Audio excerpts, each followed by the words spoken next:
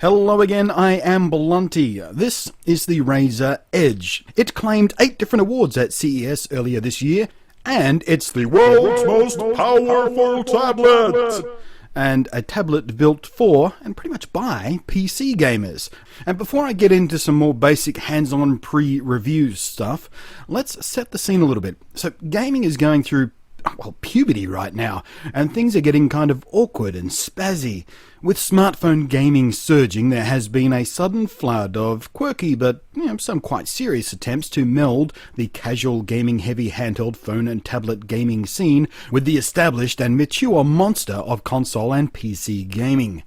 Some of the more interesting and more likely to succeed projects along these lines include the Ouya, an Android-based gaming console with proper gaming controls designed for your TV and building what seems to be quite a strong ecosystem for game developers. As I speak these words, it's just gone into final production stages and should finally be in the hands of those early backers, like me, who kickstarted it around the middle of last year. With some luck, it'll be arriving on our doorsteps in a month or so. There's this thing, which may or may not be what the so-called Steam box will wind up looking like, if it ever solidifies from under rumour and vaporware status. Then there's Nvidia's Project Shield handheld gaming system, which has a really cool name, but is kind of hideous and awkward looking, but promises to be a best of both worlds solution, a handheld gaming rig supporting both native Android games and wirelessly streaming your PC games from your existing PC gaming rig, apparently with ultra-low latency technology of some kind, so you can play it in bed, or on the couch, or indeed on the toilet, and still get your full PC gaming experience. That is, as long as the PC you're actually running those games on, in the next room or whatever, has just the right hardware on board. It's not going to work with just any gaming PC setup, which may limit its ubiquity and usefulness to some people somewhat. But it is still a pretty kick-ass idea, and I don't know, I guess I'll warm to the design, I think. Apparently it's quite comfortable. They didn't let me go hands-on with the damn thing at CES. Locked it away in a cage and such. I couldn't even talk to their press people. Ugh, annoying. Anyway. And then there's this, back to the Razer Edge and Razer Edge Pro, claimed as the first tablet designed for PC gamers. It's a nice 10-inch high-def IPS multi-touch screen. It's got proper PC powerhouse hardware inside its guts, running with either a 3rd-gen Intel Core i5 CPU or Core i7 in the Pro model, 4 GB of DDR3 RAMs, and it'll burn all your polygons down with a Nvidia GeForce Series graphics processor with its own gigabyte of RAM. Try and think of it as a hardcore gaming laptop with the keyboard torn off, rather than trying to equate it with the tablets you're now familiar with and you're getting an idea of what it's all about. You can of course attach a keyboard to it for those games that need some rather more complex control schemes, or for boring regular PC tasks, I don't know, like spreadsheets and emailing your nan or something. You can use it in pure tablet mode, or you can bolt on the gaming control rig and play in what they call mobile console mode. Hell, you can even pop it in a dock and use regular gamepads. Even use it to drive your big screen TV in your living room. So who needs one of those so-called Steam boxes now anyway, eh?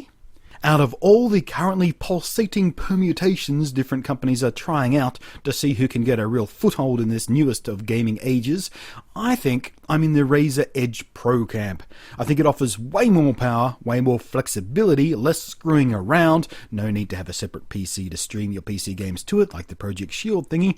I liked it. It was a clean, elegant and attractive design. The screen was lovely, and as you've been seeing, it's got plenty of grunt to shift around games like Skyrim, no problems.